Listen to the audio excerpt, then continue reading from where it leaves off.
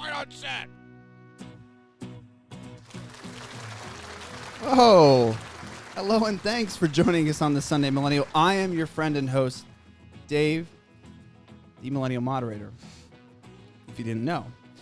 We are joined tonight by Donald. Hi, David. How are we today? Doing pretty good. We're also joined by Kyler.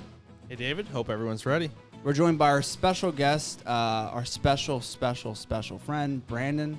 Emphasis on special. Yes. Hey, everybody. Thanks for having me, Dave. I'm honored to be here. It's quite the studio you guys put together. And, yeah, I'm just excited to jump in. I'm not going to really bore you guys with too much of my personal stuff. So, let's have at it. Let's do this thing. Let's get into it.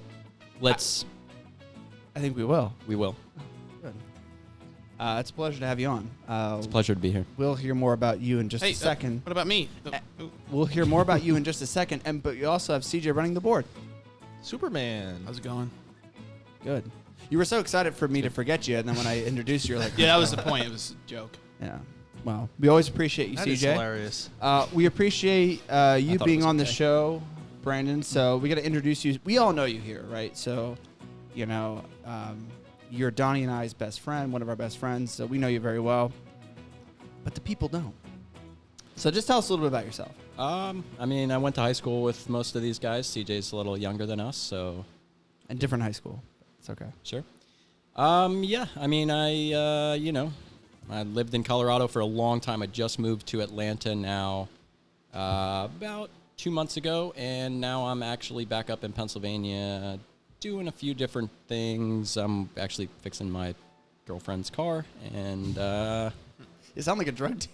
yeah. I'm doing a couple things. I'm working on my girlfriend's car.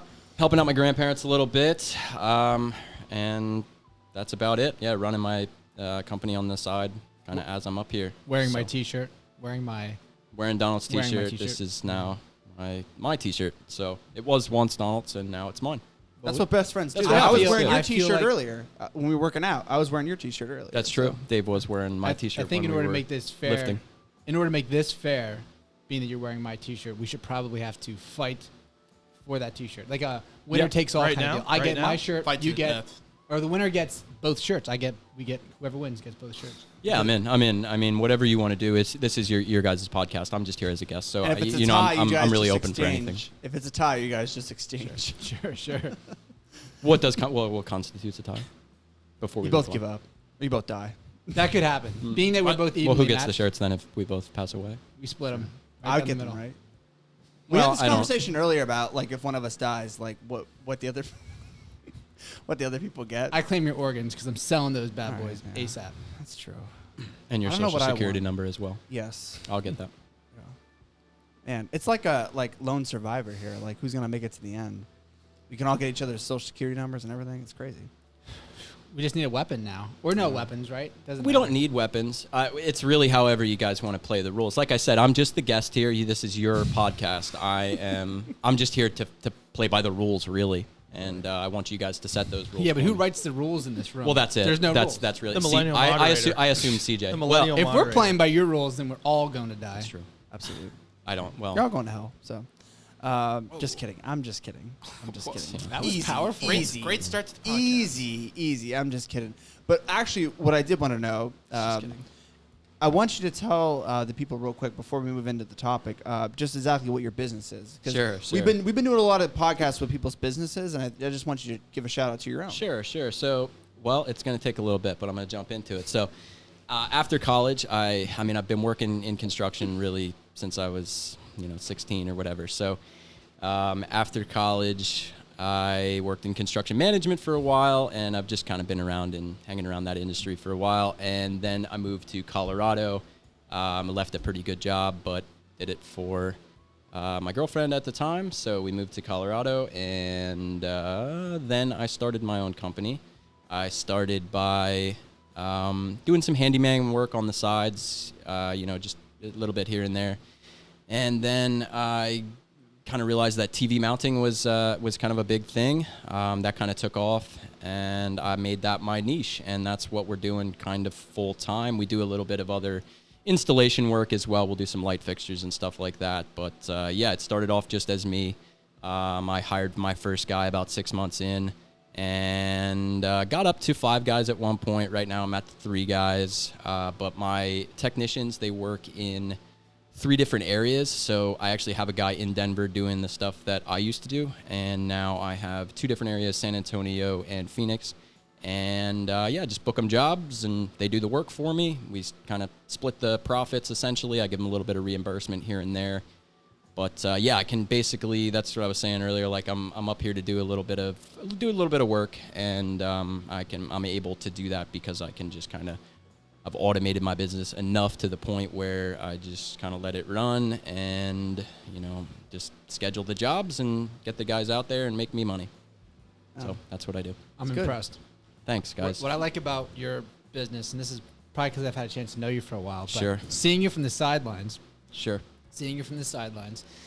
it was interesting to see a lot of people that I've met usually go to school for something, or their parents got them into something where they had to either follow a course to get them to the job that they're at, or they were given that job by somebody else. Right. Starting your own business is usually not a normal process, and it's usually not easy. Usually it takes a long time to make money.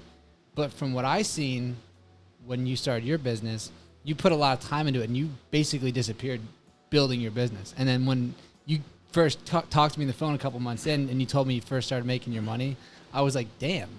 It sounds so surreal when you hear someone actually do something hard and then start making money doing it. Yeah, it's a really cool thing to like make your first dollars, on your own. It's something pretty awesome. I just kind of grew it from there. I put in a lot of work, put in a lot of research time, and just, a lot of time just kind of doing things without any direction, just kind of jumping into things and not really knowing where they were going to take me, but I knew I had to do some kind of work for my business to grow it.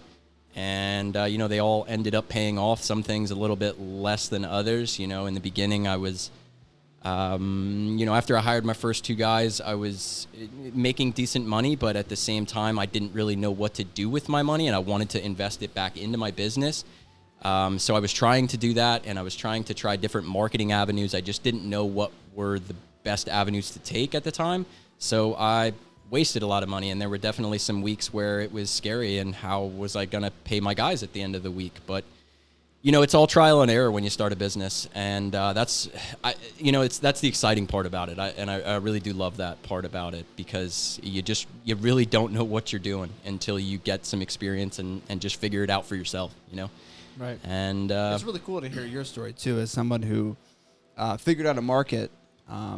It's a strange market. But then also figure out the market that's emerging early on, and then work it yourself. So you were the one doing all the work, and then building it to a point where you can hire people. And you know what I mean? And now you're just kind of managing it, where you're giving your guys work and you're making money. It's just really cool to hear that. I mean, if you want to, people are listening that think that you can't do something like that.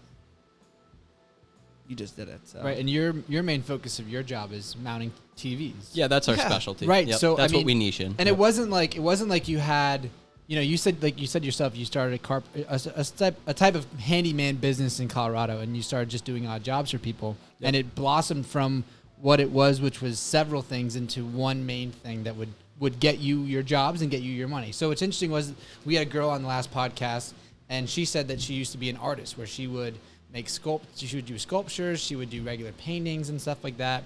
And she said she also did tie-dye, but she said she really liked tie-dye, and she got good at doing tie-dye. So now she sells tie-dye shirts, which is cool because she just dove into a field and then found out within that field something that was perfect for her, or something that worked for her. And you basically did that with mounting TVs. You found people that literally did not want to mount their TVs, and you're like, I'll do it. That's it. I mean, it's really kind of a simple thing. It's not hard work, and you can charge a decent amount of money for it. And yeah, I mean, you just like the girl that you had on your podcast that does the tie-dye shirts. You just have to find your niche, and you have to learn how to market that niche correctly. That's exactly what she said. Yeah, I mean, that's really what you got to do. Yeah. You got to understand how to market that niche to the best of your ability, to the best, the best that you can. Because we'll have to get you and her on here for another podcast and just talk about business stuff. That's interesting. But it seems like, for her, And for you, Brandon, the 2020 has been pretty good, would you say? Yeah, definitely. 2020 has been okay so far, for sure. And, oddly enough, that's the topic for the podcast. I mean, we did get hit by COVID as well, but we have always technically been an essential business during this Yeah, I love time. when he told me that. That is an Yeah, essential I mean, business. technically, because Can you we bring believe it? because we bring our services to the customer's home, we are allowed to continue operating. We did get hit really hard in the first month, and everybody was pretty scared by the whole pandemic ordeal, so we didn't work a whole lot, and we took a little hit, but we came back strong, and now we're actually running a little stronger than we ever have right now. I have a question for you. I don't think I ever asked you this, but when you started me. doing your mounting, when you started your TV mounting business out there, you weren't the first one, right? You didn't pioneer TV mounting. No. Which, in a lot of people, when they go to start a business, they always look at their business model compared to other people's business models or the other companies doing the same thing. And you can cheat off them. You can kind of find out what works and stuff like that. But you also knew that you weren't the only one doing it. So you went into that market knowing full well there was plenty of other guys in the game. So did that scare you? Thinking, okay, did you let that sit in front of you as an obstacle, or did you say to yourself, okay, I'm gonna do the work and find out if there's another place for a guy like me in that market, because it's a very unique market. Sure. Yes and no, I guess. I saw the competition. Excuse me. I saw the competition, and you have to do a competitive analysis and see if you have to basically think whether or not you can do it better than them. Not better necessarily, but can you compete? Can you stay alive while your competitors are doing the same thing? Basically, so what I do, I'm not worried about the competitors. I want to treat my customers right. That's a really big kind of mission statement of ours. Ethos. is to whatever you want to call it. What you said. Yeah. You just treat the customers really well. Don't try to rip anybody off. Don't try to pull the wool over anybody's eyes. Don't try to just don't try to get one over on people, and people seem to respect that, especially if the work that you're doing is quality work, and that's obviously another one of our main goals of the business is to always have quality work. And I'll be honest with you, you take those competitors that are doing well in your markets, and you take some of the bigger competitors. We have what I base my company on now, because we work in a lot of different areas. I base my company kind of on the model of a Pulse or Amazon Home Services or TaskRabbit, HelloTech, those types of companies, because they do similar work that we do, and at the same time they also they treat their technicians they treat their technicians, in my opinion, a little worse than I do, but they handle their technicians in the same way that I do. So their technicians are paid on a 1099 basis. They make a certain percentage of the job, and they don't really have a ton of communication. It's not like I've never met my technicians face to face. I know them on the phone, and I've talked to them many times, but I would say 90% of our communication is done over text. And, I send them job invites through Google Calendar, and all of, everything that we do is kind of done electronically. So all of the payments are taken electronically. All of the payments, the way I pay my guys after every job that they do, I pay them electronically. It's just kind of all, I try to be as tech savvy as I can, even though I don't consider myself a technologically savvy person. That's interesting that's kind of the new business model for the 21st century. To hear you say that you never met your workers. Yeah. Face to face. That's crazy. I mean, Yep. just think about that. The boss hasn't actually physically met their workers face to face. Well, Jeff Bezos doesn't meet all of his workers. Maybe he's the next Jeff I Bezos. guess. Well, let's hope. That would be nice. If you're going to be worth $160 billion, maybe you can throw us a bone over here.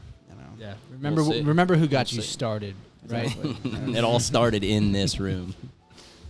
But Well, yeah, I appreciate you sharing all that. I appreciate Because you. the show's kind of evolved too, I think, this season, where we it's not just about ourselves, And when we bring on guests now, we're very intentional about whatever the guests we bring on, what they're passionate about, whether it's a business or a gym that they have or a hobby that they have. We want to show that and encourage them and be supportive of them. So Okay, well, so I just want to say, always like, been supportive of you. So yeah, and once I become a gazillionaire, I'll give you a couple bucks here or Couple there $1,000, if you'd yeah. like. Yeah, you probably won't want it then because you'll be, you're a pastor and stuff, and you want other people to do well. You don't want to be selfish, and I understand that. No, So I don't. that'll probably never come up between us. But I do, I do just want to say, like, this podcast is not about me, and I'm a little nervous and stuff, like saying about all the things that I do. So I don't really want to talk about me. Like, you guys just do your podcast. I'm just here to kind of hang out and be here. And we like you. We just want to hear. Yeah, for sure. I wanna No. know- And I I'm want to gonna know get- everything about you. I'm gonna give it to you, and that's about what I got. Like, I don't really got much more. most of than the that. stuff that you said, I think we already knew, at least Donald and I. Sure, Although I sure. didn't know about you not meeting the people face to face. That's why I brought it up. Yeah, I've Because only I never knew that. Only ever met one technician. That's face to crazy. face. Yeah. That's crazy. But we won't make it all about you, even though we love you. I guess if he becomes disgruntled too, you won't have to worry about him picking you out of a crowd. That's exactly right. Yeah, that's a good exactly point. right. Too. That's actually a I really mean, good I point. guess if I was gonna be someone's boss and things got sour, I wouldn't want them to know what I look. Not that every person who's been fired is they gonna can't come to kill your house someone. and slash your tires, though. You know what I mean? Right, You're 'cause- remote now. Like Right. you're over here. I've hired 9 different people over the almost 2 years now that I've done this, and 4 of them have threatened to kill me. Are you serious? I don't know. No, they have not. Well, Yet. Oh my gosh. Yet. Well, We're that's what we're gunning for. We're gunning for it. We need to get into this topic though. We're now into what 7 months into the year. So we're over halfway. 7 months. You got it? I just Clocked checked. it? I just checked. We're over halfway through the year now. So we're going to do a special around this time, 4th of July, maybe a week or so after, maybe a week or so before, but where we'll do kind of a state of the year special. And we'll talk about how the year is going on so far. So we're halfway through.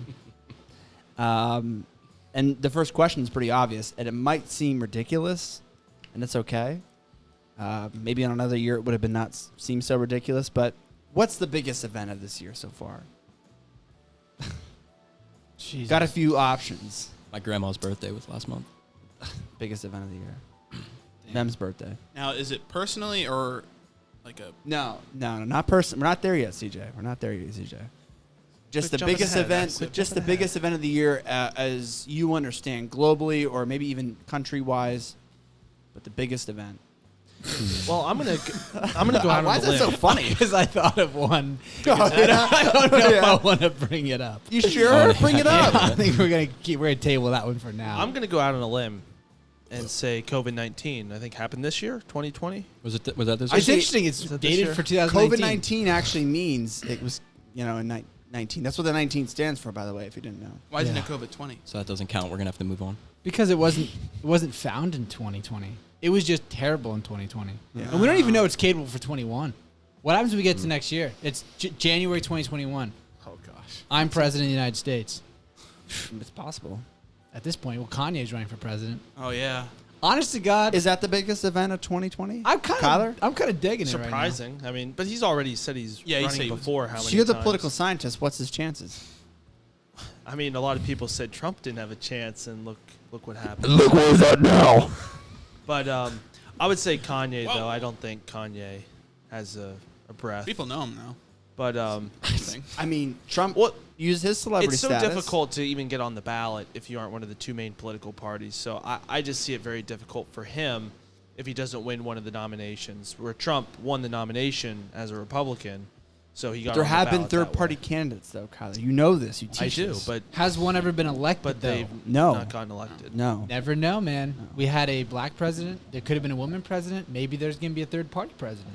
I'm ready for change. There you go. Things are going pretty weird right now. Wouldn't mind So something. if this was the year, I want a or that wolf was the to be chance. president. If that was the case, this is the year. Shapeshifter. Or a dragon, maybe. A wolf or like I'm okay with either. I don't really. I care. love in Ghostbusters, the one that they redid with all the female cast. Yeah. they like flash back, and I think it's Kate McKinnon is like, yeah, it's so and so year. McKinnon. The president's a plant. I just love that line. Yeah. Anyway, but yeah, who knows? Who knows what's gonna happen? But I don't even know what his policies are. Yeah. Anyways, what does Kanye want from me? I don't know. Just watch South Park. You'll find out everything you need to know. Good point. Gay fish. By the way, is that Love coming 'em. back? 2020, no South Park. Do you know anything about that, CJ?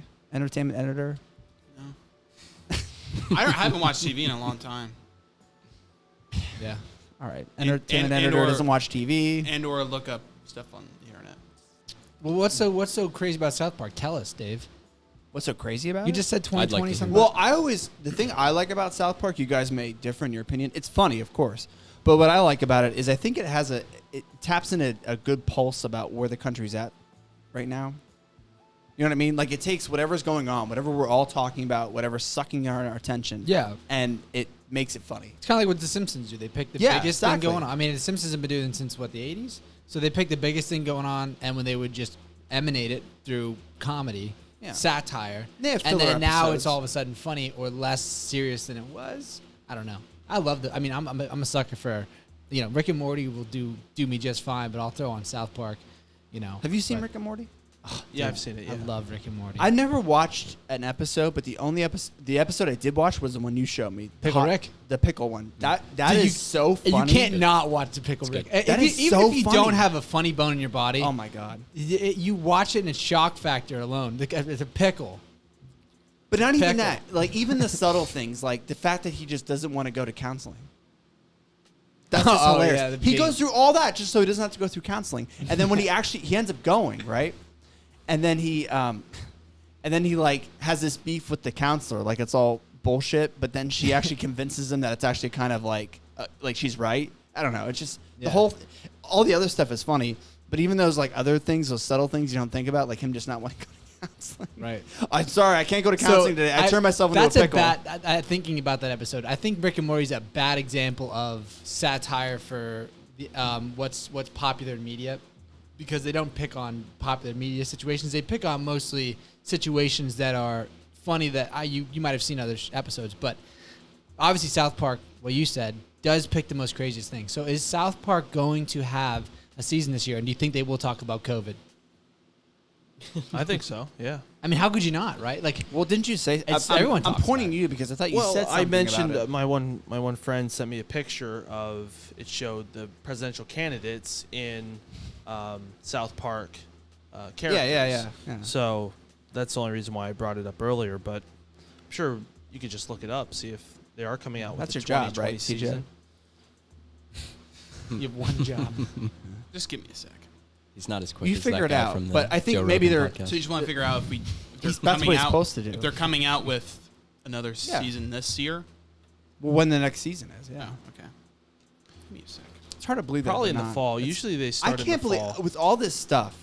To me, it's amazing that they wouldn't come out with something. You know what's interesting? I thought about this yesterday, and I always have my thoughts, and I bring them on here because that's why I'm here. Mhm. The riots that were happening that have gone away, not to say they've gone away, but the importance and the significance of these riots for almost exactly I wish I could have dated it to the day, but about 2 to 3 weeks, I would be getting constant video footage on basically Facebook as an example, or Twitter.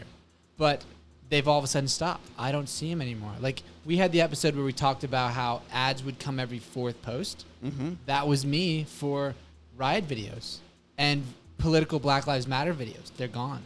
I mean, like today, yesterday, Facebook, nothing. I see it was them every once in a ghostly. while, but they're gone. So has it all gone away? Because No. the media still No. covers it. The media still talks about the Chaz and how that's gone away, and they've actually come back into the Chaz with police and tried to reestablish the actual city in there again, the police officers. So that's been on media, and so is some other riots and stuff. But it's dumbed down a little, not dumbed down, but it's died down a little bit. So what's happening there? I actually don't know. I'd love to hear that, Kyler. Well, I think I've been kind of following. I didn't attend, but there was a group in Annville who got together to do Black Lives Matter protests at the one intersection down in that town. but they did that for an entire month. For an hour, they went out, and they're still trying to figure out what else to do in order to kind of protest in a way for racial equality and justice. So I would agree with you. I think it has simmered a little bit, but I still think you are seeing some ripple effects of organizations and people organizing together to still kind of shed light on what's going on in these issues systematically. Before we go to CJ, Brandon, have you seen a lot in Atlanta?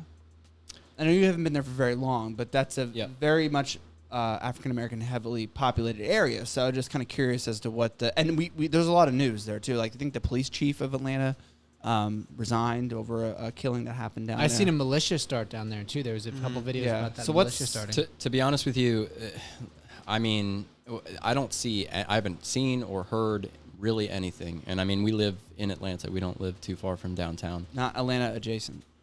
Not Atlanta adjacent. No, I mean, I haven't seen anything really. I mean, honestly, when we got down there, we came from Denver, and Denver is very, they were very safe about their COVID precautions and that sort of thing. When we got to Atlanta, it was like COVID really never even happened. And also no racial tensions either, though. Not that I've seen. No, I mean, honestly, we live in a predominantly black community, and no, I haven't not witnessed anything at all. To be honest with you. Interesting. See, that's so interesting, and you won't see them on the news. So, I mean, well, it's not going to. Why would they cover a completely normal acting society where people are respecting each other? Why would that make media? To me, I think it's fascinating that in predominantly black communities, you won't hear about what's being talked about there as far as all this racial unrest and things like that, and calls for justice and change. What you often find is communities that are very either white or mixed. So that's for me, from what I've heard from that stuff. I mean, you're a minority there. I know of the riots happening. And all of this stuff is going on there. But like I said, I personally have not witnessed any of it. I mean, I haven't seen anything. It's nothing abnormal to me. I mean, everything seems very relaxed, very calm. Yeah, it's just interesting. I mean, nothing, If you don't watch the news, I mean, you feel like cities are kind of you shouldn't watch really the going. news. I know, well, but you feel like cities are really going a lot of change and violence and protests and anti-protests and things like that. But yet, you look at a community that's predominantly black and they're not wearing masks and they're not protesting. For the most part, that's all I'm trying to say. Seen, I mean, yeah. It's interesting. See a couple people here and there, obviously, wearing masks but honestly, we went down there before restaurants were open, kind of anywhere else that I was aware of. We were going out to restaurants and stuff, and everything seemed, for the most part, fairly normal. Like I said, some people are wearing masks still, and some people are, treating it with more precaution than others. But I would assume that's kind of how it is everywhere. But I'll be honest. I mean, once I moved back up here, for the time being, I've been here for about 2 weeks at this point. It's a lot different up here. People are definitely taking more precaution. You see a lot more people with masks. I honestly don't even know. I mean, you guys said like some bars are open, some restaurants are open to half capacity or whatever. I want to get into their places, the differences. But it definitely seems like people taking more precaution here. Yeah, I want to get into the differences of the states, kind of treating COVID. So you have 3 different perspectives from 3 different states. So we're gonna get to that, but before we do that, CJ, give us an update on the South Park. So they say that the past 6 or 7 seasons they had it come out in fall. Okay. So that's when they said it might come out, season 24. Season 24. But they did sign for season 25 and 26. So that'll last till 2022. Can't wait. Okay. So they're definitely coming out, but they're waiting till the fall, which is actually perfect for them because that's when Metro UK. That's when the elections are going to really heat up. There's no exact release date for South Park season 24. The new episodes are expected to air in the U.S. sometime in late summer or autumn 2020. That makes sense. That I do remember being in previous the fall, 7 seasons volume release, I do remember middle or that, end so. of September. That'd be perfect. Election season heating up, and It was always great going back to like college and South Park starts up. yeah, I know. You know what I missed? They're not Netflix anymore. South Park is gone off Netflix, and when that happened, it just I don't know. I stopped watching as much because I don't watch like primetime TV. Like I'm not waiting by my couch TV at 8 o'clock so I can watch an episode. So it's like, So many things are going off of Netflix. The Office is going off at the end of the year too. Yeah. oh, did you see the Love one The with Office. the new show with Steve Carell, the space? Yes, the I've space seen one? it. Space I liked Force? I it. watched the first Space Force. episode. I liked it. Is it called Space Force? Space Force. yeah. That first episode, I didn't watch it after that, but I'm excited to watch it. Yeah, after you that. have to. It's pretty good. I've yeah. watched a few episodes and it's okay, but I honestly can't really laugh at it. Really? And I It's- think no, and it's someone more- told me listen. that it's because you don't like The Office, and which is true too. I Well, don't. that's ridiculous. I wasn't a You're real out of fan. your mind. But yeah, I mean, if you don't like The guess. Office, maybe. I don't say I but don't either like way, it. It's just more not of a my s- cup of tea. You watched a couple episodes and you're not into it, huh? Space Force. It's more of a story. You look hurt. Yeah, I really am because I really liked it. See- I'm a big Steve Carell guy. I've watched The Office like 17 times. I've literally seen like every episode. Like I love 45 The times. Office, but Not I 17. watched that and I saw him as like he was in The Office, and it was just like in that situation it wasn't funny. You know, Right. it was a struggle for me to kind of Think it was almost accept him in that almost scripted as the Yeah. same Office thing. too, Just like yeah. Yeah. No, I can he- see that. He I left guess. The Office and then became a That was his general new job. of Space Force. Yeah, yeah. To me, and this is my opinion, I don't find. I like that character. So I don't find clueless characters funny. So like Pink Panther, clueless character, The Office, clueless character. I don't like Zach Pink Galifianakis. Panther is your I think you reference? said Pink Yeah, Panther is your Ping. reference? No, Pink. Pink Panther. Pink Panther. In Pink Panther, there's this detective who's French who's very clueless. He doesn't know what he's doing. Oh, I'm dumb. Right, it's the clueless it's the buffoon. oopsie, like Yeah, look oopsie, what I I did, don't- look what I'm capable Like of. in Space Force, he doesn't really know what he's doing. I don't think He's I've in ever charge. seen Pink Panther. Maybe In everybody Space has. Force, I don't know. in Space Force, Steve Carell's in charge of this new department that's Space Force, and he doesn't know what he's doing. Super unqualified.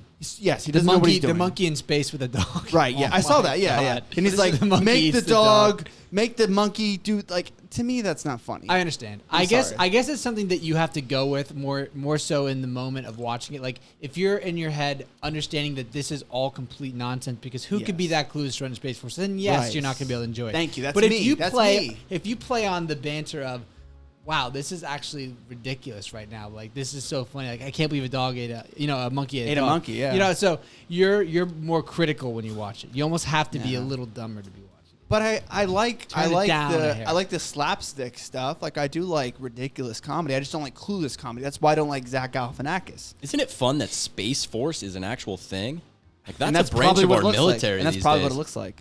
Yeah, I don't know. Maybe I don't know. Maybe I'm I don't know. thinking I about would joining. imagine it's just all engineers in a room, and there's one guy way too confident to be there, and then that's how it's ran. Bam, Trump walks in. No. Also on the show, they always And refer to him Hillary. as POTUS. Hillary They- and Trump walk in. They don't. But What they if don't. Yeah, they're they're best holding friends? hands. They're What if they're best engaged. friends? I think now. Like, okay, they drop a bomb on us, and all of a sudden they're best. That would actually, I would feel a little bit of warmth in my heart. I'd be like, you know what? they have a love There's affair. hope. Maybe. They make a cute Maybe couple. that's I think. maybe at They the very start- end when before the election it comes revealed that like they're best friends. There's a picture of Trump and Hillary holding hands on it, like a roller, Smooching. a Ferris wheel or something like that, I don't sharing know. popcorn. Like during the campaign, he's like cruel woman, and then when he's done, he's like, oh, lover, best friend I've ever had, best friend. Yeah. Pretty good Trump. I like it. We've practiced a lot on the show. I don't- you haven't Okay. watched, but I've seen a couple. I've seen a few. speaking guys. of that, though, we'll move on to the next topic. I think the biggest things were COVID, obviously. Kyler started us off with that. And also the social unrest that's going on here. Big things. How it affected businesses. We talked about that. I'm kind of curious, maybe as we go forward, to talk about what you've seen state to state. Sure. But Actually, I actually have an interesting, not very interesting, but We'll get to that. Some enlightenment to share. I got a question on that later, and maybe you can give us that. But the next one just is Donald's going to cringe. But what is the most underrated event of 2020 so far? And you can say yours. It's okay. I'm good now. I don't have mine. I just have thoughts. All right. What's your thoughts? Hit us. I don't know. The only thing that I can think.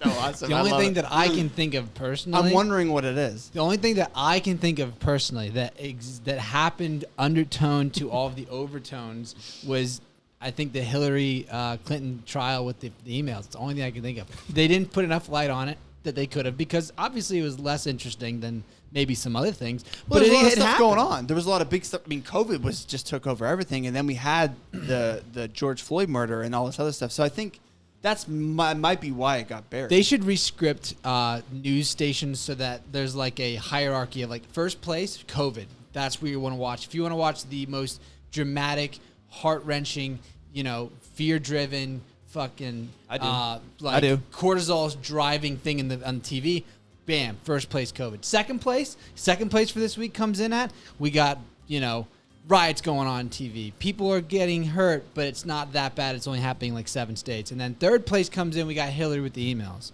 No one's going to get hurt, but she might go to jail. Like, can we do it that way? Because I think I'd watch TV a little bit more. Then I could be like, okay, I don't want to watch first place. Second place, they do that with YouTube. Like, people like in the beginning are like, oh, skip to a minute 41 to see this part of the video. They should be do like, that. Yeah, because I've watched COVID for like I've watched the COVID series, like what we're on season 4 right now of COVID. Oh, yeah. I've watched like all episodes of it. It's like now it's just getting boring. Like it was funny in the beginning, then it got kind of dramatic, and now it's just like they're just beating up the same characters. Horse. We'll get back Some to it. dead horse. What are the other most underrated events of 2020 so far? I wouldn't say underrated, but I'm kind of looking at it as like the biggest miss. And I think we all kind of agree with sports not being around is kind of the biggest. You would say that. Being the sportscaster. It's funny. I think I saw on, I think SportsCenter showed this disc golf guy getting a hole-in-one. Oh, I saw that. Oh, my God. So like Spare me. Cornhole and disc golf are like the main sports right do you know now. why that We is? played Can you that the answer other that? day. Can you answer me why that? Like, why those two? It's just Why because they don't not? care. They don't care like about any of the stuff, and they're just gonna do the sport. And then ESPN's like, okay, well, they're the only ones. Well, no, because I think it's more like a lackadaisical sport. They're more lackadaisical sports, so They're social distance like in the sport. Not as many people in the stands, maybe.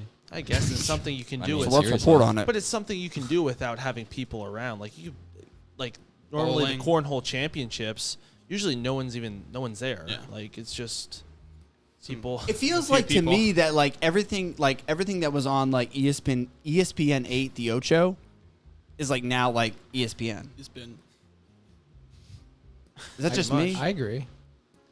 I mean, I haven't seen any dodgeball.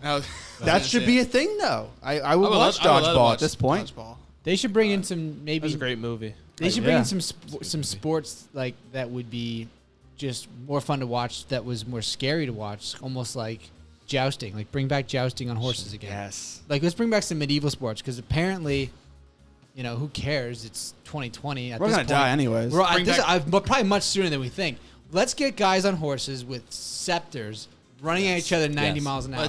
I like it. And then even crank it up a bit, put them on performance-enhancing drugs, PEDs, and then Sure. we put them in cars. And dueling, we'll bring back dueling from like the Oh my God, that'd be great. from I like would Dodge watch Well, City. you walk 10 paces with a pistol, you turn around, and fire with one shot. Exactly. Well, did you know that actually there's like lightsaber duels? Life or death. With actual lasers? Like no, like a Plastic plastic lightsaber. Is that on like ESPN Jedi. The Ocho? No, but it is a real sport. It's a ESPN real like- thing. is it like ESPN fencing? 8 isn't a Is it real like thing, First, right? first person who loses a limb loses. Well, it's crazy. There's something for everything. I mean, that's I think it was Offset who said there's a new weirdo every week, right? So is that basically like fencing? You get points. Yeah, for- it's essentially like fencing, but they have lightsabers and they dress like Jedi and Sith people, Right. Like, and they have lightsaber duels. You ever, Honestly, I probably ever watch see- that. I'd ever watch s- the shit out of that. you ever see the That'd be movie good. The Gladiator That'd be really with Russell Brand? Yeah, That's Crow. Russell Brand. Crowe. That would be funny. Let's put them both. Dude, As a The British Gladiator accent. is a classic. Oh, you want to movie. It's come so over good. me? I feel like I need to actively Such a censor good myself. Are you not sometimes. entertained? No, so okay, Russell Crowe in The Gladiator. Great movie. They had some lines in that thing. People were dying. Super dramatic. Joaquin Phoenix was in there, the Yeah. Joker. Great movie. He was the emperor, He was Yeah, the he emperor. was. Yeah. He sucked. a His good dad movie. hated him, and everybody didn't like him. and he kills him. Did You he guys laugh go. like he did in the Joker? He did not. Nah. No, but he was sadistic though. He Could did have, have a though. hair lip. He did have a hair lip. Yes. In that one as well. Does that change from movie to movie? I don't know. Maybe worth mentioning, maybe not. But It's I want I guess it's working. the whole aim of this to bring up the gladiators. I want to bring back gladiator sports. I want to see people like I don't want the country to go backwards. I don't want us to go backwards. But people in should terms- maybe murder each other. People are killing each other now. People are literally shooting true. cops. Cops So are true. shooting people in the crowd. People are dying at the hands of other people constantly. He brings up a good point. It's a lot of Maybe ridiculousness that's why happening. I think that's. I mean, I don't know much Roman history. Maybe Kyler, you do more than I do. You get the history teacher. I mean, come on. But I think the point of it was though in Roman times was it was so violent. People were very primitive back then. It was very violent. People Right. There was had no to survive. There was no Advil So they're or like- Band-Aids. Ate So a they're lot like, of red meat, too. let's commercialize this and let's have people fight in an arena and entertain people and keep them appeased. You know what I mean? Well, you know what? That's happening already, anyways, on Facebook right now. So before someone probably does something ridiculous, somebody's like, "Oh my God, they're about to kill each other. Better record this. Let's watch a okay, fight, yeah. recording." So it's like they were gonna record them anyways, Right. And people react to it in different ways. Like, "Oh my God, how could you do that?" Well, it's not that they can or can't. It's just it's gonna exist regardless. So people are gonna record it. Why don't we put it on the channel? So the Romans got it right. They were just like, this stuff's going to happen regardless, whether we do anything or not. Right. People are They gonna didn't have the FCC murder and back maim. then, too, which No, was so probably we a little might as easier. well build a stadium and put them in there and entertain people and keep them appeased. It would distract us from the stuff going on in the streets. Well, so let's be clear. These weren't normal people that were actually doing this fighting or, being, thrown in there with like the lines and stuff. These were criminals. These were, prisoners of war. Professional So it fighters, was- too, some of them. Well, yeah, and sometimes, but yeah, I mean, it was mainly just punishment for people committing crimes and being prisoners. So it wasn't still- always. I like the idea even more. You had to bring like us, you got to bring us down to reality a little bit. I actually like it more. I'm still into it. Okay, the prisons are over. Okay, I don't want to get to the point where like I recommend us killing each other. That's not what I'm saying. I don't even think it should be killing. Maybe it's just boxing. That'd be interesting too. You see two convicts fighting in a cage. They got nothing to lose. They got nothing to lose. It's interesting. Kyler brings up a good point, though. What's underrated, I think, and it's not even underrated because I think we're all missing sports, right? Like, Maybe that's why I'm so jazzed about talking about Coliseum fighting. think because so, like because I we're miss missing it so watching much. aggressive football and like people winning Because- and losing. 'cause right and there now- to be a right now, competition. I know that baseball would be really huge right now, and like CJ and my dad, CJ and I's dad is really big into baseball. I'm not really into baseball, but I know that he is. I'm sure he's very upset about not seeing baseball right now. I know, Brandon, you've kind of gotten into baseball a lot too, and that's not going on. How do you feel about that? Yeah, I mean, it sucks not to watch games. I like to put a game on and take a nap, honestly. I mean, baseball is the best sport to nap to, in my opinion. I like baseball enough to watch it every now and then. I'm not like an aggressive fan or anything like that, but You don't beat people up well, sometimes, yeah. I mean, if I'm feeling really angry, before or after your nap. well, obviously I got to get the nap in first, but no, yeah, I'm telling you, man. I mean, you want to take a good nap, pop on a baseball game, especially if it's teams that you don't care about. And on the weekend too. Oh, it's great, Yeah, it's just Good, weird. good little afternoon nap. It's just weird that there's no baseball Double going on headers. right Well, now. it's part of I our don't watch culture. it. Our culture has been sports, and America. We're famed for American football. We have a football that was created on the states here that is a very aggressive sport that is fun to watch. It's a multi-man sport, kind of like soccer over in Europe. So our American sport is football. Now, obviously, there are other sports too that people watch: basketball, baseball, what have you. So you take those away from an entire populace of people that use that to sometimes distract them. Well, now the only thing to watch on TV is either their favorite shows or super fearfully inciting and ridiculously intense media right now that's just trying to grab people's attention, especially since it's an election year. Yeah. It's just a lot right now. There's no counterweight. It's just this side. You don't get a little bit of sports, a little bit of politics, a little bit, it's just. I've we are said that to forced into people it. when people often, especially in the hospital, when I'm meeting patients, they say that usually almost everyone says the world's crazy out there. The world's crazy out there, and I try to say to them, you have COVID going on right now. You have civil unrest and racial justice issues going on right now, and you have no sports. I mean, people. The establishments just shuck up so much that people just are going crazy, I think. And that's just a statement. So you can dissect that any way you want, but things are just crazy right now. And I think the most underrated event really is that there is no sports. And I'm wondering, by the way, also in Roman times, not to go back, but that's why they did that. They had those tournaments, those combat sports to distract the people from what the government was doing to keep them happy, essentially. keep them entertained, keep them distracted. And we don't have that right now. It's really weird, unless you like cornhole. But I want to ask this question to Kyler before we move on, though. Do you think the biggest sport, and you alluded to it, Donald, is football? I mean, if there is no football, that hasn't been affected yet so far. That could be bad because it also is an election year. So, Kyler, do you think that, and we'll go around, do you think football will start? NFL. I know colleges are already canceled some of their seasons. They will have a season. I think it'll be shortened. I think there will be a limited capacity in fans.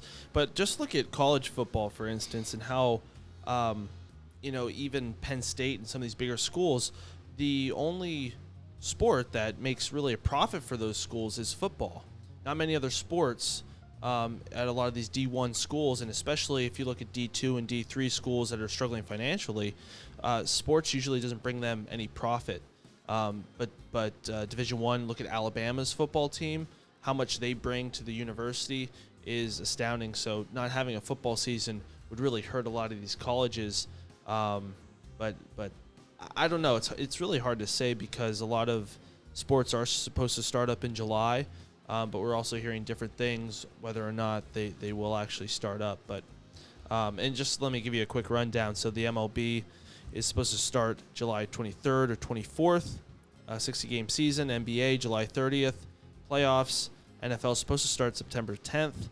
NHL, July 10th is training camp. And MLS, July 8th. And then WNBA later in July. So that's crazy. So a lot of sports are going to be starting up in July. They're supposed to. It's actually very interesting. We'll see. There'll be like a flood of distraction. Most of them have shortened seasons. But still, there'll be a flood of distraction because we've been without sports now for a couple months. So now they're all coming back in July. And one other interesting thing, too, is Trump actually just took away the visas for foreign students to attend schools this year, which means that Chinese students who come over to go to school, Asian students in general, and Indian students, very heavily populated in the States. They come in here every year. At my school, there's a lot of Asian students. So he took away visas for school this year, which means that if you were a Asian student who wanted to come over for private school or to get your doctorate or something like that, you are no longer going to be awarded that visa. So it is going to be near impossible to come to school. I just read that yesterday. And there's a lot of, actually Harvard and I believe MIT are suing Donald Trump. That's what I saw. Yep.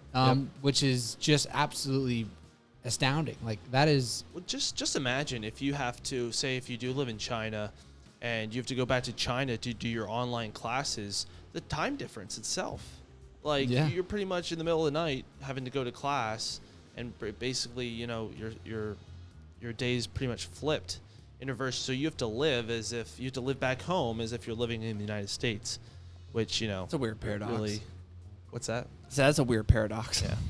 Yeah, it's just not be two human beings. Schooling, I think what's going to happen is this freshman class coming in, and even the last class that graduated to go to school in high school and college, I think it's going to be a interesting thing to see in the coming years of how these kids are going to adapt to learn what they might need to learn to go to the next level. Like it's just, I don't want to say that my college degree got me to where I am because it's difficult to say how much it can give you, but in terms of getting to next level, getting certified or getting something or a degree or a credit that will get you something that will allow you to practice or perform in your field, it's going to be very hard to do. I'm very interested to see how that pans out. Yeah. It has ramifications, too, because a lot of people come over here from India and Asia. Yes. India, which is in Asia. They end up staying here as doctors or physicians or engineers or scientists. Yeah, we need people like that. We do. I know. I hate that, when people talk about that. But we need them, and we want them here. Yeah. Even the Trump administration has said that we want the best to come here. Right. So it's just kind of counterintuitive, but I think that I really think that going back to the sports thing, I do think they will have an NFL season because I think it's the one sport in America where you don't necessarily need to have crowds, filled stadiums. Unlike college sports, I think the NFL can do the TV thing very, very well. So I think even if... Well, we don't know that. I really do. I think that even if NFL stadiums only filled up to 25% capacity or whatever percentage, to have them on TV, the money it generates through advertising and networking and all that crap. Right. I'd be interested People to see the numbers will on watch. that. Most people watch it. They don't go to the games. They watch it on TV. Well, look at a ticket price. A ticket price, even if it was $20 and the population of the stadium is like, let's say 15,000, 25% of that would only be, 3,000, something like that, whatever. I can't do math off the top of my head. Yeah. So that small number is going to be a significant loss in sales, a significant loss in food sales and merch sales. So people who watch it at home get to watch it for free unless they're paying for a TV subscription. And that advertising is a lot, but it's usually a campaign. It runs for the entire year. So if you get a campaign from Pepsi, but it's not like it's going to pay for. Are they going to scrap the whole season and not make any money, or are they going to make some money on the advertising they'll get for watching the game? No, but that money that they make off per game of 15,000 seats, they're only getting 3,000 of those seats. They're making that 25% across the whole year.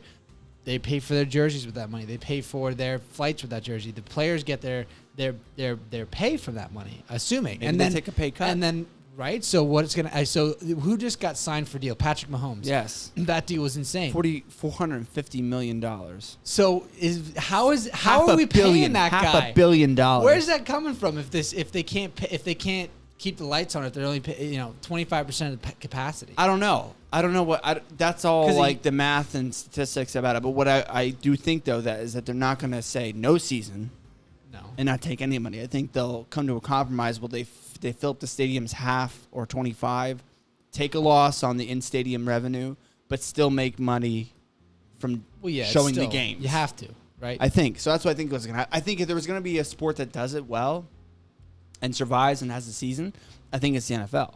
They make boatloads of money on their advertising. They make a lot. Yeah. A lot of money. They're all the same. It's always Ford.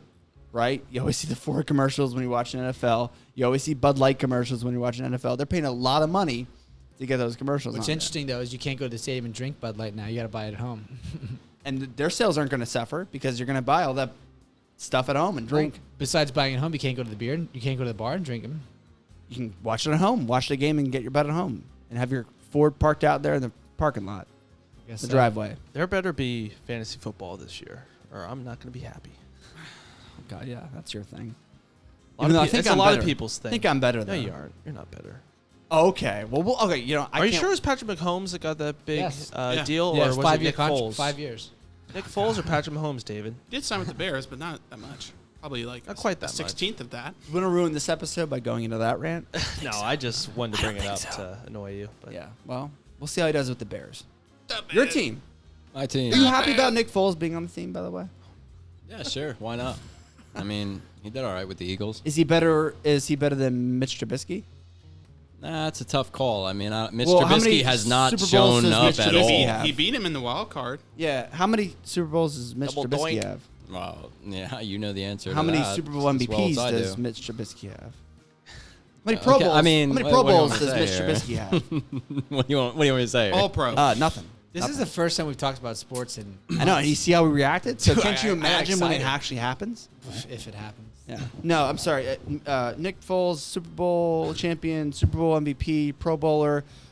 He ties the record for most touchdowns in a game. 7 touchdowns in one game. Ties for single completions in a that row. one too. I think. Brothers. I think I trust him more than Mitch. Somebody did tell me that he doesn't brush his teeth ever, though. That was just something Trubisky or Foles. Foles. Oh well, I don't care. He looks like Napoleon Dynamite. David doesn't brush his teeth either. He's Dynamite. Right. That is. I actually had heard that as well. So off topic here. Do you guys think? Okay, let's get we're not getting political here, but I'm just gonna ask because I'm interested to see what your opinions are. Who do you think is gonna win the next presidential campaign? Right. We have Joe Biden and we have Donald Trump. Right. I'm just interested to see what you guys think. You're that monkey wrench I like in this show. Who will win the presidential campaign? Well, before we ask, I kind of want to hear yours. Yeah. So I'm not political at all. I could literally care less. And I'm not going to vote, and I stand by that for the rest of my life. I will never vote in my life ever. Wow, you're in the wrong room. Tyler ain't going to like you, but that's okay. I'm just not going to. So I believe that Donald Trump's probably going to win. I mean, his followers are just they're all for him, and I'm not for or against Donald Trump. I'm not for or against Joe Biden. I don't really think a president makes a huge difference in our country. I mean, Kyler, you know a lot more than I do. I don't know anything about it, to be honest with you. So I don't know. But here's what I think about Donald Trump. Like if Donald Trump walked out onto the stage, took a dookie on the stage, and then just like rolled around in it like my dog would do, his followers would still be like, yeah, that guy is really awesome. Like that guy kills it. Yes, this guy. So I mean, either way, I don't know. But I'm going to say Donald Trump. USA is exactly right. I think Donald Trump takes it. I think because Joe Biden, he's Sleepy Joe, I guess. He falls asleep. Okay, good. So we got one Trump. CJ, I want you to go next. Hit us with it. Yes or no, or Trump or Biden? Sorry. Yes, and then if you want to give an explanation, go ahead. I think Trump because I just think I don't think the Democratic Party is really on Joe Biden's side. I think the Republicans are more structured, at least for right now, until he's out of the office. I think they're more structured on this is our guy, and we're going to stick with him no matter what he says, what he does. So you agree with the poop rolling? If he wants to roll and poop and say USA, USA, he did say in the camp when he first ran for president, I could shoot somebody on Fifth Avenue and I wouldn't lose voters. Yeah, and he probably gained voters. He told the people when Ted Cruz won the Iowa primary, the first primary of the people of Iowa. How stupid are the people of Iowa? I mean, he bashes whatever. I mean, he just So there's a cult following, is what you're saying. Yeah, I just think that. So we got two Trumps. Whatever he says or does, Republican Party will stand by him. And Donald, not Trump. Interesting. I like the idea that the Democratic Party does not stand behind Biden. Honestly, when he was vice president with Obama was a very well-liked president as a personal person. Like, right. I think it'd be easy to like Obama regardless of his views. If you had him over here and he was on the podcast, I'd be tickled pink to talk to the guy. He just sounds like he's a very well-spoken man. Biden didn't have the limelight in that, obviously, because he's the VP. But not knowing anything about Biden besides the fact that he was the vice president with Obama, I didn't know anything that he was about until I just started seeing some of his campaigning. And the first thing that comes to surface is he's very misled when he starts doing his actual like campaigning. Like I've just seen a lot of shows or a lot of situations where he just straight up can't answer questions. So I think people aren't going to be excited to watch a guy in general that can't stand by his own views or can't back up what he has to say. So Trump, on the other hand, is amazing at getting a crowd going. If you got a psychologist to tear apart what Trump does, Trump probably has his own like process of gaining followers. Like he's in entertainment. He knows exactly what people want to watch. Marketer. Exactly. He's a businessman. He knows how to market. He has all those slogans. People will fall in love with that. And it's not to say that's a good thing or a bad thing. Probably a lot of people would say it's a bad thing because it's manipulation to a degree. Mm-hmm. But Joe Biden couldn't manipulate a dog to go into its kennel. Like it's just hard to watch. Like I can't palate the guy's actual delivery of anything. Sometimes he has a point or two to make, and I'm like, yeah, we should get that. Like, there's points of both Democratic and Republican that I agree with. But if you're gonna vote for Joe Biden, then I would say, why would you vote for him? If you're voting for Democratic Party, I could see that, and I could see why you'd choose that route. But my God, like, how do we get to this point? How are we even like how are these two it? Like, I keep seeing that too. It's like, how are we looking down the barrel of Joe Biden versus Donald Trump? I mean, we said that in 2016. Yeah. Who? We said that with Trump and Hillary. Hillary, yeah. Don't say her name. But yeah. We said the same exact thing. So interesting. So it's three Trumps. Let me ask this before. Have we chosen or has Biden chosen a vice president yet? No, he hasn't. And he actually technically isn't even the actual nominee yet. Technically. Oh, really? Technically he's not. So something could happen and he might not be the nominee. Just saying. The convention hasn't been decided yet. That's how we work. Man, I would love to wake up tomorrow and it's Kanye West versus Donald Trump. Something like God, that would be hilarious. It could. At least if it's Is he not running going to as be a Democrat? Huh? Is he running as a Democrat? I don't know what he's running as. I don't know. Is independent Probably just third party. The Kanye West party. But it'd be great though. Okay, so 6 months from now or 5 months from now, we're staring down the barrel of Donald Trump versus Kanye West, and Kanye West's campaign is him going around the country with his new album. And he's like on stage, and he's like, "We're gonna," whatever he sings. And sure. then Go further. I can't take that one further. The funny thing was, he actually didn't he like support Trump and actually went there and visited him? Yeah, he's been there a bunch of times. He's a big Trump guy. Yeah, it'd be funny to see. He wore the hat. That got him a lot of flack, but he wore the hat. Make America great again hat. Yeah. He wore it in the White House, and he was like, "This is awesome. this is awesome. That's how he like sounds. a little That's kid, exactly like how at he Christmas. Yeah. Well, I mean, Spot on. and he got a lot of flack for it, but interesting. So we have 3 Trumps, and Kyler, your opinion? I just want to say I wouldn't be surprised if Trump actually asked him to join the election to try His to VP? help Yeah, him, his new VP. help him His out to boots, take Mike away Pence. from Biden. Get out of here! You're fired. That wouldn't be Sorry, And you're hired. Sorry, Pence. Kanye West's religious album was way better than yours, so He's more of a Christian than you. Sorry. you lose, Pence, this round. So I'm going to go a little different here. I think Biden will win the election.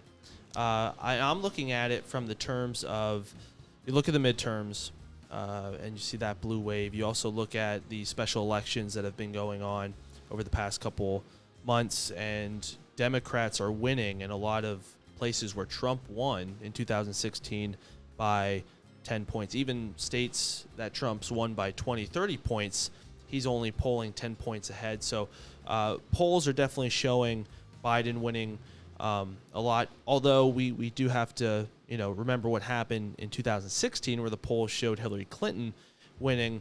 However, Hillary, the margin of error, a lot of the people that were saying they were undecided, most of them ended up voting for Trump. So the polls were somewhat accurate in terms Not of so much. Let me correct you there, Well, because in Hillary terms Clinton of- won the popular vote by 3 million votes. Well, that is true. You heard that right. Hillary Clinton got 3 million more votes than Trump, but he won the Electoral College. So the polls weren't actually necessarily wrong. He just won the right people at the right place. Well, no, I'm just saying in a bunch of states, the poll might have shown Hillary Clinton at 47, 48%. So she might have gotten 48, 49%, but Donald Trump got a lot of those people who were undecided, or you had the third-party candidates. The one thing that could be crucial in the election, and Donald Trump could win because of this, the Republicans unify very well. They do. You saw how he And they go and vote. How he attacked Ted Cruz, how he attacked Marco Rubio, and those guys are, right behind him now. And some of the stuff he said about Ted Cruz is pretty bad. It was pretty bad. Did you know like Ted Cruz's grandfather killed JFK? He's a Zodiac killer. He's a Zodiac killer. That's what our president says. Is that true? I don't It's know. because He said it, so it must be true. because he was near a picture of Lee Harvey Oswald. It must be true. He said it. That's why. I feel like I'm being interrogated. But anyways, so my point is Republicans do get out and vote, do unify, where, will Bernie supporters support Joe Biden? A lot of them did not support Hillary Clinton in 2016. So I think that'll tell it all. But I think, with impeachment, with the handling of COVID, there's just a lot of things that I think is really hurting Trump. The other thing is the Lincoln ads. If you guys seen any of those advertisements. No. A conservative, a Republican group led by Kellyanne Conway's husband, is it George Conway? Yeah. George and Welch a bunch of very well-respected conservatives are pushing these ads and their personal attacks on Trump. And it's pretty interesting. There's 10 of them. Whoa. There's 10 different ads if you look on YouTube. These were the Lincoln conservatives Project. of like John McCain, George Bush, the very refined, principled conservatives. Classical economics, small business, small government, very principled, religious liberty, things like that. They're very refined. When you think conservative, you think of refined values. So when you say they're bashing Trump in this Lincoln campaign, they don't like him because he doesn't represent their what they see as Republicans. I understand, but these conservatives that feel as though Trump doesn't represent them well enough, are they saying that Joe Biden would represent them do better? They want Joe Biden to win? In a few of their ads, they do support. They do say you should vote and the for big Joe reason Biden. is, and the reason why I think Because Biden of his will win. age? No, the big reason, one of the biggest reasons is because Trump really makes a hard right turn or left turn on foreign policy. And we don't talk about it a lot, but President Trump has really destroyed a lot of the foreign policy relationships that we've had in this country. He talked about defunding NATO. That's crazy. Russia is the enemy still, and yet you want to defund the military that protects us from Russia becoming a superpower. It doesn't make any sense. Well, Let's just for all the viewers that don't know, what does NATO stand for again? North Atlantic Treaty Atlantic Treaty Organization. And it's a coalition of European and American military forces that are stationed in Europe that's stationed there to protect us from Russia. And Trump said, why do we pay all these countries this money to protect them? And people were like, well, he has a good point. But the point is that they protect us from Russia. And when you weaken yourselves in Europe, Putin will move in. The treaty came about during the Cold War between. Yes. So that looks bad. Soviet Union. He's also been very cuddly with other dictatorships. He pulled out of the Iran deal, and you can say that's bullshit anyways. That's fine. But he's weakened a lot of the foreign policy issues. He's pulling out of Afghanistan. That was one of the big things that happened this year is we're having peace talks with Afghanistan. A lot of people don't like that. There's a whole bunch of issues, and you can have any opinion on them. But I mean, his platform though was America first, so right, he is and doing what he's saying. A lot of conservatives don't like that. They don't like that, and so that's what I'm saying. And I think Joe Biden is very much more foreign policy savvy because he's been in the political arena more. So I think that a lot of disgruntled Republicans, especially those who are in the suburbs, especially women, and even very educated white Republicans in suburbs who care about foreign policy and who we are in the world, I think will go against him. And that's why I think Biden will win, honestly. And the polls don't look good either, by the way. So you think if it was a landslide one way or another, you think it would be dictated by his lack of foreign involvement in other countries or his interest in pulling out of those countries? People who actually vote, who are serious voters, like not like Brandon who doesn't vote, but really do vote and care about our allies, care about that we're the greatest country in the world and we are the leaders of the world. They don't like what's going on foreign policy-wise at all. They don't like tariffs, by the way, because tariffs hurt us. And Republicans were never for tariffs. If you're not a political junkie, Republicans are never for tariffs. Tariffs are a tax on you. If a product you buy from China comes into this country, you're paying the tax. What it's supposed to do is hurt that country by taxing their product more, so it costs us more to buy it. But we're paying the price because we got to pay for it. That makes sense. Yeah. So that really didn't work. It's also really hurting American farmers. Remember, we had to bail, the administration had to bail the farmers out, but they're still struggling. So, yeah, and with the polls, it doesn't look good. So to me, I think Biden will win. I don't think it's going to be a landslide, but I think he'll win slightly. And actually, there's this cool website you can go to. I think it's 270 or whatever. 270. Ever see that? Yeah, you can like actually touch the map of all the states and see who. I want us to do that maybe when we get close to the election. I already have my map made. But we should all make a map and just kind of see how it turns out. Be interesting. So we got 2 Bidens and 3 Trumps. So split decision almost. Interesting, though, because you guys are much more into politics than we are. Yeah. So our version of who we think will win is surface level, seeing this from the outside, seeing what we're advertised to, what I'm given from my social media feed and just word of mouth. But you guys look like it seems, I mean, I've known you guys for a while, so you guys look into the research and you see the trends, but we both could be wrong.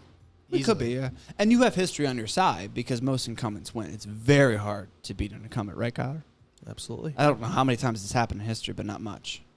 I think the last one was George H.W. Bush, who didn't win re-election. Yep. Bill Clinton beat him. So, interesting. I'm glad you brought that up, Brandon. You really took us off to a tangent there. I'm kind of interested in knowing the next question of what do you think will define 2020 based on what's happened? Maybe you can say it's the election. I don't know. We can go back into that. But what do you think is going to define it? To me, I think it's COVID. I think COVID will just like when people think of 2020, they'll think of COVID. When people think of 1969, they think of Woodstock, right? What are people going to think about 2020 so far? We'll go around the table. COVID and the election, because the election is going to be big regardless. I mean, people are going to be upset by it regardless, so it's going to be. I mean, no one's happy. Somebody's going to be upset by it. So, yeah, COVID and the election. I mean, what else is there happening right now? I think that's a good point because both of those kind of affect everything that's happening. So it's like going to the store or going out in public just generally and how we live our lives. So I would probably say COVID more, but that's a good point. It affects everything. Yeah. Sports, shopping, everything. For the first 26 years of my life, I didn't have to wear a mask to do anything. Yeah. At all. Yeah. Unless I was like doing drywall. Never wore a mask. And now for the last 6 months, I've had to wear a mask probably 10% of the time, which is wild. I'm going to be like that guy when I'm like, I have 4 kids and like we're going to be walking into like a something and it'd be millions of people and I'd be like, but don't forget your masks, kid, and don't forget your hand sanitizers. Yeah. I'm going to be triggered. I'm going to be like everyone who is in the Great Depression, like how they just hold on to their money. I'm going to be that same way, but for germs. That's a good point. We have grandparents and great grandparents. We talked about that in a previous episode. Who like that's their mentality. They're stuck in the Great Depression. They are. And they know that like they got to hoard money or hoard this or hoard, like it changed their lifestyle and the way they live. It's crazy. We may end up being like that, like, you know, wash your hands and well, do all this it's stuff. not over. We're halfway through the year, and we keep hearing speculation that second wave, well into the fall, probably December or the winter, especially the winter when we go back into our domiciles for multiple months in a row. We're just going to be right back into Coronaville. We'll see. Yeah, Kyler, biggest.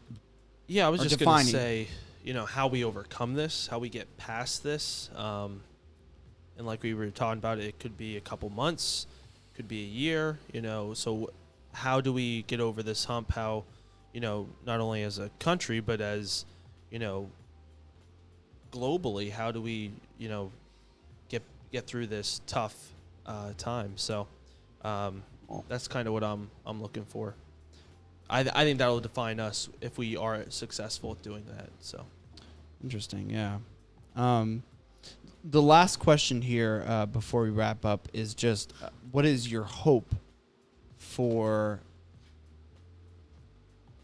the next 6 months? By the end of the year, like what do you hope to see by the time 2020 is over? CJ, I want to go to you first. Going back to normal. I mean, I mean. And what is that? I mean, I'm not saying that, you know, even 2 months ago saying like, oh, going back to normal. Okay, no more masks. Let's have a big party today. Let's go to the next Flyers game or something. But like, I'm just saying that, you know, if we do our part where we slowly go back to being where we used to be in February or so, whenever it started, I think it'd be a good idea to do that. I don't really think it's necessary to jump right into, you know, we're in the green state necessarily, but I don't think we need to jump in real quick into this. So we'll see. Because I want to say that being safe, wearing your mask every day will slow everything down. If everyone does their part, it'll be good. But well, it's interesting. I mean, I think going back to normal would be nice. Because you know what I mean. If everyone just or some sense of normalcy, you know, because that's the thing. We get cases are building up, but the only reason why is because no one's really wearing their mask, and people that don't wear their mask. In Japan, I think only 1,000 people have died from COVID. Yeah, and they're very densely populated, but they wear masks. Well, you know why they wear masks? Because they're so densely populated. There's so much pollution in the air. Right. Yeah. They're used to wear. Yes. China, again, the culture. They're used to wearing masks. People in America. The biggest thing I find about. I don't want to get off on a soapbox here with the question, but the biggest thing I think we have in America is that people value independence. We just had Independence Day, and people don't like to be told what to do. You know, they don't. For someone to tell them, no one's got to tell me to wear a mask. You know, like no one wants to do that. So it's just very cultural, I think, in Japan where they're used to wearing masks. So their death rate is ridiculously small. It's crazy. And like you said in another podcast, I think you said something about having our freedoms. Right. So like, hey, you have to wear a mask. Well, I don't want to. Yeah. You're gonna have to. It's like wearing a seatbelt. Yes, I brought that up very, very early on, yes. When the first seatbelt laws went into effect, people still don't wear seatbelts. We know that.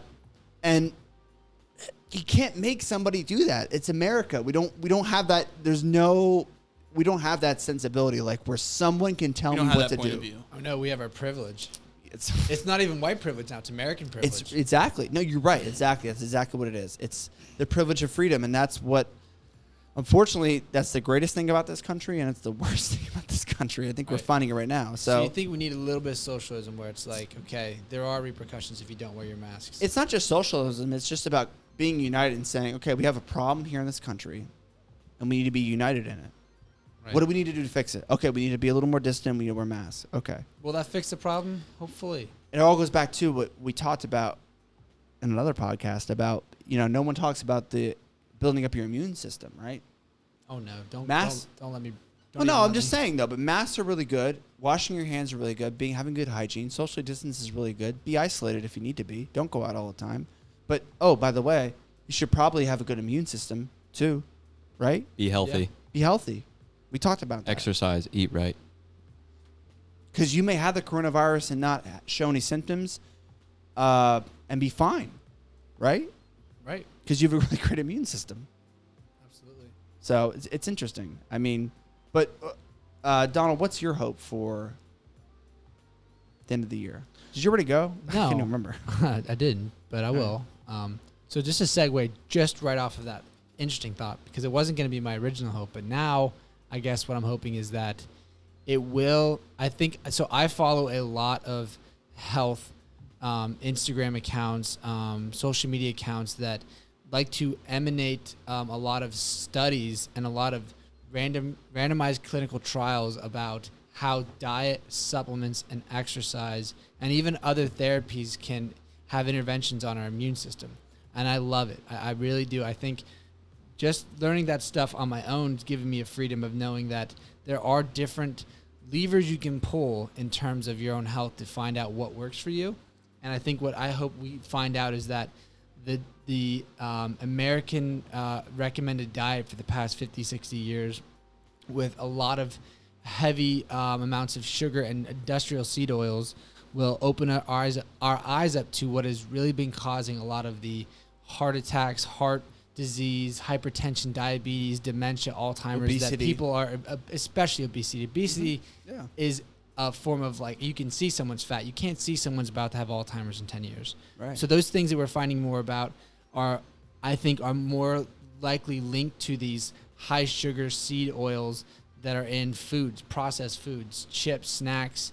If you go to grab something out of your cupboard, or if you go down to a store aisle, 9 out of 10 things have a seed oil in it, or it's got sugar in it. It's got some form of syrup in it that is causing a lot of people to gain weight or have these adverse reactions. And if your body has diabetes, or if you are experiencing hypertension, high blood pressure, or if you're starting to have cognitive decline, well, it's not always so obvious to look at diet. But, you could probably trace back some of this stuff to diet, and I think we're learning more about that. So that's where it starts. I hope that people are seeing that the people that did die and are dying from COVID, especially since America has an obesity rate higher than most of the world, people will say, okay, have you seen the death rate in America? It's higher than it is here. You'll start to see that people are starting to notice that there's got to be a reason for that, because we've had plagues. We've had things that have come into contact with our immune systems that we've fought off, and we've been fine for the most part. So I think an unhealthy host will cause an unfortunate outcome when you get sick. So I'm hoping in the next 6 months somebody gets smart in a higher position and starts to see and recommend that we need to change the overall recommendation for our diet in America, because people don't care about diet. No, it's so sad. I mean, we preach about that on this podcast a lot, Brayden. I don't know if you know. About diet, and Donald has changed my life too about how I eat and what I eat and stuff like that. And I love your hope, and I really hope it happens. But our adolescent obesity and young adult obesity is higher than it's ever been. So, I mean, it's very sad. No, I mean, it is. I mean, childhood obesity is very high right now, is what I'm saying. So, the numbers for young people, where it should be less because they're more active and have higher metabolisms, should be a lot lower. But it's not. It's actually higher. It's insane. So it's scary. I think it's because they will be adults soon. Yeah. And they'll already be obese and have diabetes and all this stuff. So it's so depressing. I believe the statistics was 1 in 2 or 1 in 3 people will experience depression in their life. At one point in your life, you will experience depression. And that wasn't always that high. It was, and depression is in many things. You can experience it in multiple ways, but it can also come from other things too. If you know, and it's not that that's the main driver for all of this, but mental health problems have gone up significantly. And it's not just statistically that, okay, yeah, America has, 340 million whatever people in it, and yeah, 10% has mental health problems or something like that. But it used to be only 5 or 6% of the population was experiencing mental health problems. So it's something is causing something. It's obvious, but it doesn't make money to solve. It's not right now. It's not a profitable thing to do, but it would cost this country more to go and rechange our diet structure and to wean out industrialized food. So I think we're gonna have to learn on our own. I think it's gonna take people wanting to learn on their own until we can make it right with a government or a policy. I share your hope, and I know that we will talk about it a lot more on this podcast. Maybe people get sick of it by the time we're done with it, but health, diet, depression, things like that. But those are the things that are afflicting our generation, though, right? We all agree on that? Or at least we're seeing the generation above us make those mistakes. And now we're at a place where we can understand it a lot better and see what works and what doesn't work. I think change is starting to happen. It seems like, right? I feel like it is. The thing that's a paradox is we're seeing it, we're recognizing it, and we're seeing more organic foods, and we're seeing more people be healthy with other kinds of exercises and things they do. But what we're not seeing, though, is childhood obesity changing. That's the thing that scares me. Or change from the top down. We can do it ourselves. Plenty of people can go out and change their diet and exercise, and it's not a mandate from the government. It's not a recommendation from your doctor. And if your doctor does recommend it, kudos to him. But when I went to the doctor, when I was sick 2 years ago, when I moved into my house that had mold into it, I went to my doctor's office, and it was like, I just felt like the guy was looking at his clipboard more than he was looking at me. And then when he was recommending help for me, he recommended an SSRI because I had anxiety. I'm like, dude, listen, my head's killing me, this, and that. And he was like, well, if anxiety is an issue, we can start with something like that for now. And it's like, that is a problem. That guy should be fucking fired. Excuse my French, but that's not fair. Yeah, that's our option. That's our last option. Put me on medication to forget about the fact that I don't feel good. Okay, now I think things need to change. Yeah, obesity. Yeah. So I just watched this Jim Jeffries special on Netflix, and he said, and I agree. Yeah, I agreed with him. He said that obesity is like the only addiction that is unable to be shamed in our culture, right? Good point. You're not allowed to say anything bad about people who overeat and people who are overweight. It's just like, a person isn't allowed to smoke you can't smoke anywhere, and you get shamed for being stinky or smoke. I'm not advocating smoking, but I'm just saying, why isn't it that a smoker can't smoke anywhere, right? And you're pretty much publicly shamed by it. Like it's a common thing to be like you can't smoke. Yuck, here. that guy smokes. Yeah. But it's like, why wouldn't it be like he said, like if a very overweight person goes into a donut shop, you should have to tell that overweight person to be like, okay, you can have the donut, but you have to go eat it outside. You can't eat it inside. Make the door skinny enough so they can't walk through. Or that. There you go. Yeah. Shame works really well. And unfortunately, I don't like it, but it does work very well. People have been shamed, and they've changed their lives because they've been shamed. Especially in childhood, it's very, very effective.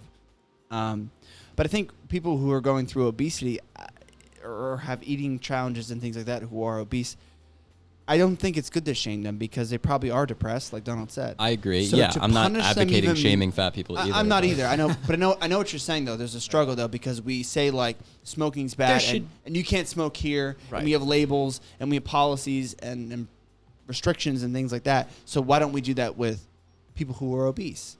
Why are people who might make fun of people who are a little overweight are then like seen as like Nazis, right? I get that. I understand that. I just think you need to take a balanced approach to it. That people who probably are overweight or obese are going through a lot with depression and things like that. So we need to be a little more sensitive. But we also shouldn't be too sensitive where, like, you can't make fun of it. Like, I agree. Grow up, too. You know what I mean? Like, why we have to pick one or the other is just weird to me. I mean, by the way, we'll get you next, Kyler, but that's the thing I think that will define this century is that it's one or the other. A or B, Republican or Democrat, liberal, conservative, Trump or whoever. Pick your poison. You know, Labels. Why mask, is that, Dave? Mask, no mask, this, that. We have become so binary. We've become split now. There's always Why, been a though? mesh. There's always Why? been a mesh, and there's always been extremes. There's been this end and that end. And there's always been a middle. I don't think there's a middle anymore. It's one People- side or the other. yes, and why and is it's it like that crazy. now? What has changed that it A lot of is? stuff, media, things like that. It's just crazy. You and either it's pick your side or so- you get out of this and country it's so crazy now. Yes, exactly. I mean, that's You know, how like it this feels country like, to right? leave. Yeah, you're American or you're not. You know, it's just. I think what will define this year will be that it'll be the split where people are like this or that, black or white, cops or Black Lives Matter. This is crazy, and to me, it's like, wait, I can't have a complex opinion. Sorry, you know. I just think the down the middle, and what to your answer is, I think this is the answer, is that down the middle of the road path that I agree with both sides, or that both sides exist in this world, yes, but not everybody feels so strongly about one or the other. Everybody has feelings of both or understands both sides and chooses not to overreact or care too much. It doesn't affect some people. So like I wanted to say this earlier, but to where we're from, the only thing that has actually affected me has been COVID. The riots couldn't have happened or could have happened, never would have touched me. Right. I wouldn't have been more open to understanding why black people are so upset and why they feel this is such an important thing. But I'm glad it has. It does reach me. But some things just don't require a obviously left or right or yes or no reaction. The people that get in the limelight that make it so left and right and polarizing are the people that feel so compelled to, and they feel like they need that understanding of there's one way or there's the other. Yeah, But or maybe most they people, need that light on them. exactly. People exist in the darkness of we don't need to be involved in this. I have plenty of times I don't get involved with something because it's like for me to get involved on the yes or no side will only ruin both their points because I don't disagree with both and I don't agree with both. But at the same time, I don't need to get involved. Like I think there's a point and a place where people should choose to just back out of something regardless if it's affecting them or not. Because if it's not actively involving them, it just adds to a fire that just will get bigger. I mean, if it requires an active change, I agree. And if it changes for the better, it's beautiful. But sometimes it just makes no sense to flame something so hot that it just And that's why I world. said I think media inflamed it because media will incite that. It's like, oh, here's masks, yes or no, and they ask people that on media. Yeah. And then you'll hear like this person says you don't need to wear masks. Dr. Fauci says that you need to do this. Someone says all this stuff. So Well, I think it that's what I'm saying. It makes a lot of money. I think media. Well, right, yeah, and media I think incites it. They want to divide. This network has this side. This network has that side. That information. This information. And then, chaos. As I think so that's why I said I think media happens. So media incites this stuff. But Kyler, back to hope. Your hope for the end of the year? I don't know. I think there's quite a few things that incites all that. I think the media does play a role, but I don't think that's the sole reason for all that. Two things that I kind of hope for. Number one is, you said, normalcy. 1920, World War I just ended, and Warren G. Harding was talking about returning to normalcy. So I'm hoping that we're able to find some normalcy, as a couple of you guys talked about. The other thing is just for those people, and Donald touched on it, those people that are struggling from forms of depression because of this, or anxiety, or mental health. Because I know for some of us it was very difficult, not being able to go anywhere, not being able to do anything. So not being able to hang out with friends, not being able to go to sporting events or whatever. So it has been a struggle for a lot of people. So hopefully everyone can my hope is that everyone gets through this challenging time, because it's not normal. It's something we're not used to, but that's kind of, how life is. Who can adapt to certain scenarios and who can do it the best. So I'm just hoping that we all can kind of get through that. So. Absolutely. As we wrap up the show, my final thought, my final hope.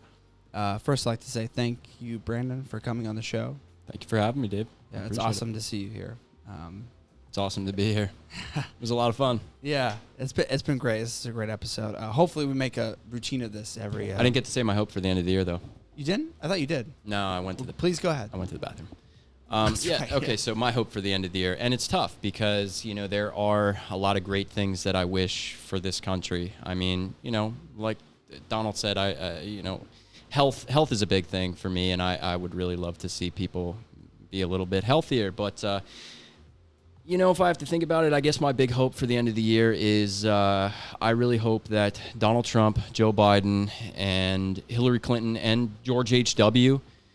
they form a progressive relationship together where they all love each other. They're all, they make love with each other. They're just in love with each other. Maybe they have babies. I don't know if Hillary would obviously be the producer of the babies, but I don't know if she's too old for that or whatever, but because I know that does happen. But I hope that, a progressive relationship forms because I'm an open-minded guy and I would be okay with that. I think it'd be interesting. And I hope that either we elect all four of them as our one united president, or possibly maybe we just get rid of all four of them and they just go off and have, hot, unsolicited sex with each other. Just, mindlessly, whatever. Do what they want to do because they love each other. Or, our other option would be Kanye West, which I'm very for as well. So either Kanye West or a combined unit for foursome president. So that's my hope for the end of the year. What a beautiful, elaborate. Yeah. I thought about It'll be that 3 one for a human second. beings and a ghost. Yeah, anyway. Oh, George H.W.'s the yeah. You're thinking of George young W. one. The young one. Yeah, the young George one. W. Just George W. The young one. Yeah. Wow. Yeah. I'm okay with the ghost. Actually, that makes it a little better if we're being honest. Yeah. Well, he would probably have some interesting things that we don't have anymore because he's dead. So he knows probably more than he we grew do. up in a different time than we did. Sure, so absolutely. that's it brings a lot of different perspective and a lot of different insights that I don't know, and I would honestly I would enjoy our combined president to have. I would like that. It's a realistic and great hope. It's realistic in my mind. Yeah. So All right. Well, I'm glad that you inserted yourself and said your hope. you're welcome. But health is good too. You need to talk about that. It's all good. Yeah, and it's great to have you on. Seriously, again. I appreciate being here. Seriously, it was a lot of fun. Yeah, it was great. We got to do it again. You guys are sometime. doing good work here. Well, thank you. My hope and my final thought for this mid-year special, as we just celebrate Independence Day. I know it's been like a week, but it's important to remember. I'm a preacher, Brandon. I don't know if you know that. I'm aware. Is that I hope that we have independence, not in the sense of freedom that we know here in this country, our freedoms that we establish and that we have, freedom not to wear a mask or to wear a mask, but a freedom more, an independence more of fear. And I think that's what's gripping this country right now, especially right here, midway through 2020, is fear. Fear of the unknown, fear of what's going on with the coronavirus, fear of what's going on in our racial unrest, fear about businesses, fear about our economy, fear about our stance in the world, fear about who we are. And I just hope that by the end of this year, we have an independence from that fear, that we can finally live truly as Americans. We can be united. Because in our history, we've always been stronger when we are united. Yes, there's been those individuals who have blazed a trail. But I can think back to times such as World War II when everyone in this country rationed. Everyone in this country sacrificed for the war effort. Everyone went to work, whether it was on the battlefield or on the home front. We all sacrificed. We all came together. And we all had independence from fear. I hope we can get back to that. That's our show. Stay tuned. Stay happy. And we'll see you later.